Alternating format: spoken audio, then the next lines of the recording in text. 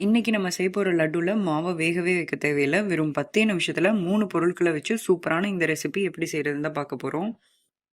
இந்த ரெசிபி செய்றதுக்கு first 1/4 kilo பொட்டுக்கடலை எடுத்துட்டு, இத மிக்ஸர் ஜார்ல போட்டு நல்லா ஃபைன் பவுடரா அரைச்சுட்டு, இத சலிச்சு எடுத்துக்கோங்க. இந்த ரெசிபி செய்றதுக்கு நீங்க பொட்டுக்கடலைய தான் அரைச்சு மாவா யூஸ் பண்ணணும். இதுக்கு பதிலா கடலை மாவு யூஸ் பண்ணக்கூடாது. 1/4 கிலோ பொட்டுக்கடலைக்கு 1/2 கிலோ சர்க்கரை எடுத்திருக்கேன். அதையும் இதே மாதிரி நல்லா ஃபைன் பவுடரா கிரைண்ட் பண்ணி எடுத்துக்கோங்க.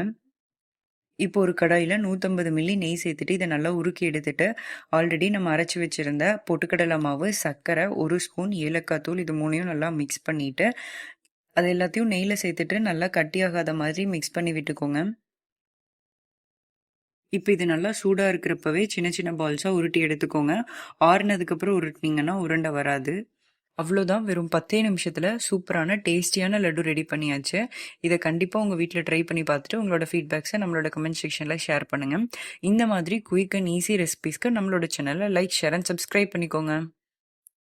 இன்னைக்கு நம்ம செய்ய போற லட்டுல மாவ வேகவே வைக்க தேவையில்ல. வெறும் 10 நிமிஷத்துல 3 பொருட்கள வச்சு சூப்பரான இந்த ரெசிபி எப்படி செய்றதுன்னு தான் பார்க்க போறோம். இந்த ரெசிபி செய்றதுக்கு ஃபர்ஸ்ட்டு 1/4 கிலோ பொட்டுக்கடலை எடுத்துட்டு, இத மிக்ஸர் ஜார்ல போட்டு நல்லா ஃபைன் பவுடரா அரைச்சுட்டு, இத சலிச்சு எடுத்துக்கோங்க. இந்த ரெசிபி செய்றதுக்கு நீங்க பொட்டுக்கடலைய தான் அரைச்சு மாவா யூஸ் பண்ணணும். இதுக்கு பதிலா கடலை மாவு யூஸ் பண்ணக்கூடாது. 1/4 கிலோ பொட்டுக்கடலைக்கு 1/2 கிலோ சர்க்கரை எடுத்திருக்கேன். அதையும் இதே மாதிரி நல்லா ஃபைன் பவுடரா கிரைண்ட் பண்ணி எடுத்துக்கோங்க. இப்போ ஒரு கடாயில 150 மில்லி நெய் சேர்த்துட்டு இத நல்லா உருக்கி எடுத்துட்டு, ஆல்ரெடி நம்ம அரைச்சு வச்சிருந்த பொட்டுக்கடலை மாவு, சர்க்கரை, 1 ஸ்பூன் ஏலக்காய் தூள் இது 3யும் நல்லா மிக்ஸ் பண்ணிட்டு, அது எல்லாத்தையும் நெய்ல சேர்த்துட்டு நல்லா கட்டியாகாத மாதிரி மிக்ஸ் பண்ணி விட்டுக்கோங்க.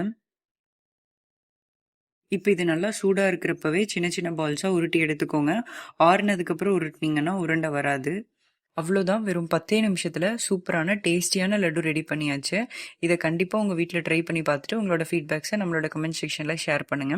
இந்த மாதிரி குயிக் அண்ட் ஈஸி ரெசிபீஸ்க்கு நம்மளோட சேனல லைக், ஷேர் அண்ட் சப்ஸ்கிரைப் பண்ணிக்கோங்க.